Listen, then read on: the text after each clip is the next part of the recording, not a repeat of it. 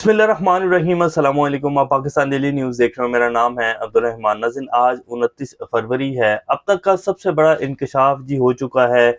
9 मई किसने करवाया, 9 मई के पीछे कौन था, वीडियो सबूत मौजूद है। पेशावर में रेडियो स्टेशन जो कि एक तारीखी रेडियो स्टेशन है, उसकी बिल्डिंग को जलाने वाला कौन था। इस हवाले से जी बहुत बड़ा इंकशाफ हुआ है। इमरान खान साहब जी बिल्कुल सच्चे साबित हो चुके हैं। जो एक बयानिया पिछले 295-96 दिनों में बनाया गया, अब आपके सामने है कि पूरा साल होने वाला है, पीछे 2 माह रह गए हैं 9 मई को हुए हुए। और जो कुछ किया गया पाकिस्तान में पिछले पूरे 1 साल में, जिस तरह चादर चारदीवारी का तकद्दुस पामाल किया गया, जिस तरह बेगुनाह लोगों को उठाकर कितने ही महीनों से जेल में डाला हुआ, अभी भी आपके सामने है कि कितनी खवातीन वर्कर्स जो हैं वो अभी भी जेल में हैं। वो एक केस उनका ख़त्म नहीं होता तो दूसरे केस में उनको जो है फंसा दिया जाता है। लेकिन 9 मई किसने किया है जी, उसके सबूत जो हैं वो अब कौन दे रहे हैं। बहुत बड़ी शख्सियत जी, उनका वीडियो बयान आपकी स्क्रीन के ऊपर चलाएंगे, आप हैरान हो जाएंगे। मेरा नहीं ख्याल कि 9 मई के हवाले से पिछले पूरे 1 साल में किसी ने इतना बड़ा दावा किया हो जितना बड़ा दावा ये शख्सियत कर रहे हैं। पेशावर से इनका ताल्लुक है। वीडियो बयान भी आपकी स्क्रीन के ऊपर चलाएंगे और उन्होंने काजी फाइज ईसा साहब के हवाले से और दूसरी जो बड़ी अहम शख्सियत है उनके हवाले से बात की है। वो वीडियो आपकी स्क्रीन को चलाएंगे। और फिर उन्होंने ये भी कहा कि जी 8 फरवरी को जो इलेक्शंस हुए हैं उसमें किस तरह हमारे कुछ आला ऑफिसर्स जो हैं उन्होंने किस तरह मैसेजेस किए हैं, व्हाट्सएप मैसेजेस वो कह रहे हैं जी मेरे पास मौजूद हैं, किस तरह इलेक्शन में जो है वो पैसे लेने की ऑफरें की गई हैं कि जी इस बंदे को इतने पैसे दो, तुम्हें सीट जितवा दी जाएगी, तुम इतने पैसे दे दो, तुम्हें इस तरह सीट जितवा दी जाएगी। बाकायदा जो लोग हारे हुए थे उनको ऑफरें दी जा रही थी कि यार तुम हार गए हो, तुम इतने पैसे ट्रांसफर कर दो, तुम्हारा सुबह जो है रिजल्ट तब्दील कर दिया जाएगा। तो वो वीडियो भी आपकी स्क्रीन के ऊपर चलाएंगे और इसके साथ कुछ और अहम अपडेट्स हैं। शाहिद खकान अब्बासी साहब जो हैं वो भी कुछ नए इंकशाफात कर रहे हैं पीएमएलएन के हवाले से, वो भी आपके सामने रखेंगे। और शाहीन साहबाई साहब बड़े सीनियर सहाफ़ी हैं, वो कह रहे हैं कि जी एक नया प्रोजेक्ट जो है वो लॉन्च करने जा रहे हैं। ये लोग जिन्होंने इन हुकूमत को मुसल्लत किया है, इन चोरों के टोले को मुसल्लत किया है, उनका असल में प्लान क्या है, वो भी आपके सामने रखेंगे। इससे पहले अगर आप लोगों ने चैनल को सब्सक्राइब नहीं किया तो रेड बटन को प्रेस कर लें और बेल आइकॉन को भी प्रेस कर लें ताकि लेटेस्ट अपडेट्स आप लोगों को मिलती रहें। ये जो हमारा ताल्लुक है ऐसे ही जुड़ा रहे। पिछले पूरे 1 साल में जी 9 मई के बाद जो कुछ पाकिस्तान में हुआ और जिस तरह के प्लान्स और जिस तरह का मीडिया में पैसा लगाकर जो जो कैंपेन की गई, पीटीआई को गद्दार क्या, पीटीआई के लोगों के ऊपर जिस तरह पाबंदियां लगाई गई, पीटीआई को तो इस तरह बना दिया गया, पीटीआई के कारकुनान को, उनके एमएनएज एमपीएस को, कि जैसे ये कोई जो है नॉन मुस्लिम है और ये कोई ऐसी जात से इनका ताल्लुक है या अछूत है कि इनको हाथ लगाने से, इनसे बात करने से भी जो है लोगों को उठा लिया जाएगा, उनको जो है जंदानों में फेंक दिया जाएगा। जो जो कुछ हुआ आप सब लोगों के सामने है।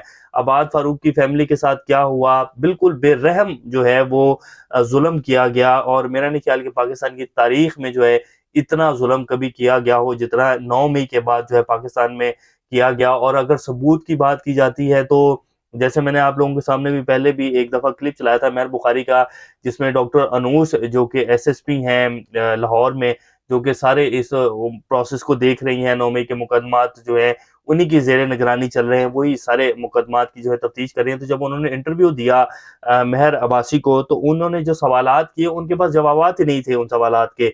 वो यही कह रही थी कि जी हमारे पास सबूत मौजूद है, हम यहाँ मीडिया के ऊपर नहीं बता सकते, हम ये नहीं कर सकते, हम वो नहीं कर सकते।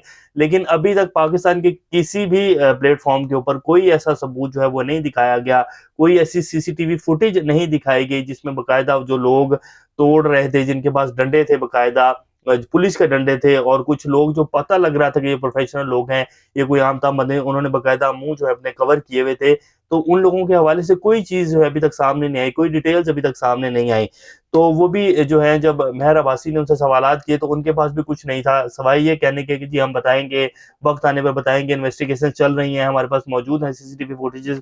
जब उन्होंने उसके हवाले से बात की तो उन्होंने कहा कि नहीं जी वो भी हम नहीं दिखा सकते, अभी हम यहाँ डिस्कस नहीं कर सकते। 9 माह हो गए हैं, लोगों को जेलों में डाल के रखा हुआ है, लोगों के साथ पता नहीं क्या-क्या कुछ हो रहा है। और अभी तक जो है सबूत ही नहीं दिखाए जा सके कि जी ये लोग थे, इन्होंने ये सब कुछ किया है, ये प्लान था, ये पीटीआई ने ये सब कुछ करवाया है, ये इन्होंने जो है बाकायदा व्हाट्सएप मैसेजेस किए थे, ये लोग थे, ये कोई ऐसी चीज़ जो अभी तक साबित नहीं हुई। वो वीडियो आपकी स्क्रीन पे चलाएँगे। लेकिन शाहिद खान अब्बासी साहब कहते हैं कि जी आज से 60 साल पहले फॉर्म 45 जिन्ना के पास थे, फातिमा जिन्ना के पास थे, और जबकि फॉर्म 47 अयूब खान के पास थे।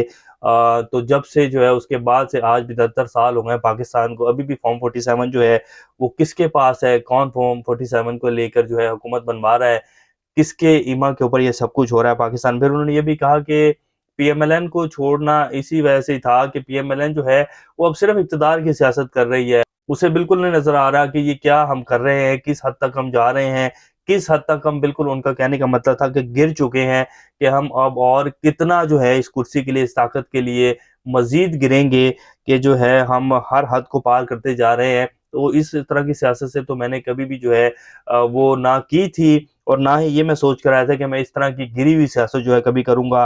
फिर कामरान शाहिद साहब जो कि सीनियर सहाफ़ी हैं दुनिया न्यूज़ के, आप लोगों ने भी सुना होगा उनको, तो वो कहते हैं कि जी ये जो अब मखसूस नशिस्तों को लेकर पीएमएलएन, पीपल्स पार्टी और एमक्यूएम जो है ये चली गई, इलेक्शन कमीशन अपने अपने वकला को भेज दिया है कि ये उनकी मखसूस नशिस्तें जो उसको भी हड़प करने के चक्करों, पहले उनकी सीटें जो है 80 से 90 100 सीटें जो हैं वो पीटीआई की हड़प की हैं, एमक्यूएम हो, पीएमएलएन हो, पीपल्स पार्टी हो, तो उनकी जो मखसूस नशिस्तें जो उनका हक है, वो उन्होंने तो इसको इससे तशबीह दी कि अपने भाई का जो है गोश्त तक जो है जमाने के लिए जा रहे हैं ये लोग, जो उनका हक है, जो कि आइन उनको इस चीज़ की इजाज़त देता है। और इलेक्शन कमीशन की आप हरदर्मी देखें कि वो भी बज़िद है कि नहीं जी किसी न किसी तरीके से जो है कोई वारदात डाल के ये जो मखसूस नशिस्तें ये इनसे छीन ली जाएँ।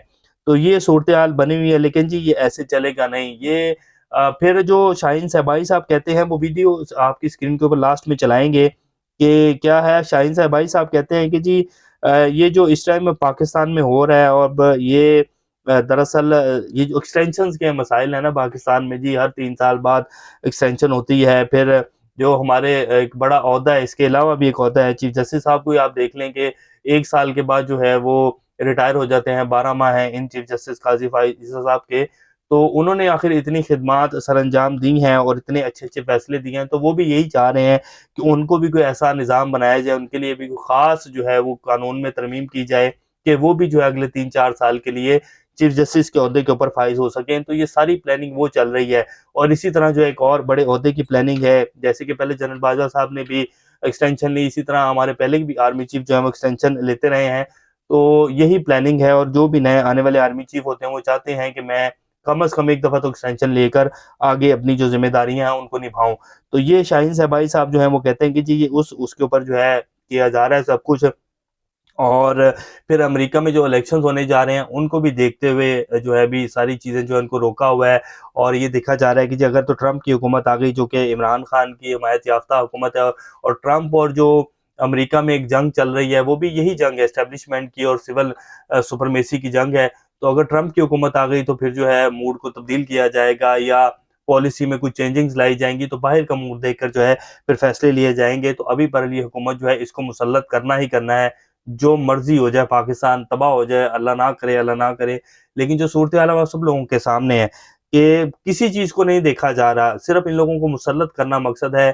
पाकिस्तान की मईशत जो है वो किस सूरत-ए-हाल में पहुँच चुकी है। आईएमएफ से अब जो मज़ीद कर्ज़ लिया जाएगा, उसके बाद आईएमएफ जो पाकिस्तान के ऊपर टैक्सेस लगाएगा, जिस तरह आईएमएफ इस पैसे को वसूल करेगा, तो आप लोग अंदाज़ा भी नहीं कर सकते कि पाकिस्तान में महँगाई का क्या तूफ़ान होगा, पाकिस्तानी अवाम कहाँ पहुँच जाएगी। अभी भी जो है लोगों के पास एक वक़्त का खाना नहीं है। दवाइयों की जो कीमतें हैं वो इतनी ऊपर चली गई हैं कि लोगों का जीना हराम हो गया है। तो अब जो नया ये आईएमएफ से लोन लेने जा रहे हैं उसके बाद जो सूरत-ए-हाल बनेगी, तो आप लोग खुद अंदाज़ा लगा लें कि क्या तूफ़ान जो है बर्पा होने जा रहा है। लेकिन ये इन लोगों को बिल्कुल भी परवाह नहीं है, सिर्फ़ अपने मुफ़ादात को देख रहे हैं और अपने हिसाब-किताब जो है उसको चलाना चाह रहे हैं। अब ये जी आपके सामने वीडियो चला देते हैं। एमल वली खान साहब हैं, इनकी ये वीडियो है, एएनपी के ये लीडर है, और इन्होंने कल जलसा किया है, सॉरी आज जलसा किया है, उसमें अब ये जो फरमा रहे हैं ये अब आप सुने कि ये क्या कह रहे हैं। अगर काजी आजाद है, अगर काजी उल कज़ा आजाद है, तो कम से कम जनाब चीफ जस्टिस काजी फ़ाइज़ ईसा साहब एक कमीशन बना के ये तारीखी रेडियो पाकिस्तान का ही पूछ ले कि रेडियो पाकिस्तान वर्दी वालों ने वर्दी में जलाया था कि नहीं, वर्दियां उतार के इसको जलाया था। अगर काजी उल कज़ा आज गुलाम नहीं आजाद है,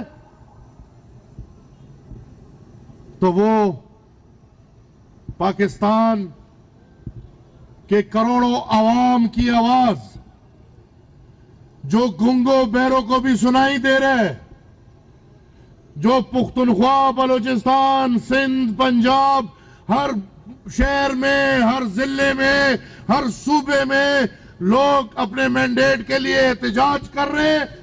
काजी उल कज़ा साहब को नजर नहीं आ रहा, वो सो रहे हैं। हमने तो बड़ा नाम सुना था, हमने तो सोचा था कि काजी साहब आएंगे तो पता नहीं वो भी पाकिस्तान में वो करेंगे जो हमने हाफिज साहब से तवक्को रखी थी।